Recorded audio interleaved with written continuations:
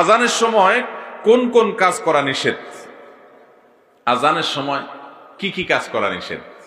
আমরা অনেকে অনেক কাজের কথা বলি, যেমন অনেকে বলে যে আজানের সময় সালাম দেওয়া নিষেধ, আজানের সময় কথা বলা নিষেধ, আজানের সময় অনেকে বলে খাওয়া নিষেধ, অনেকে বলে আজানের সময় মহিলাদের মাথা খালি রাখা নিষেধ, বাড়িতে আছে মাহরামের সামনে আছে তারপর আজান শুরু হলে মাথায় কাপড় দিতে হবে। মূলত আজানের সময় এরকম নিষেধ বলতে কোনো নির্দিষ্ট কাজের কথা কোথাও বলা হয় নাই।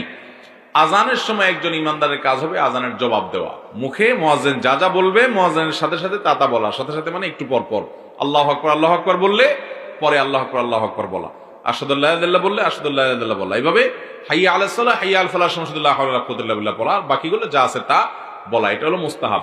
যদি আজানের সময় কথা বলতে গেলে জবাব দিতে অসুবিধা হয় তাহলে কথা না বলে জবাব দেওয়াটা উত্তম, বাস এটুকু। এছাড়া আজানের সময় যে আপনার এটা করা যাবে না ওইটা করা যাবে না এমন কোনো কথা নাই। যেগুলো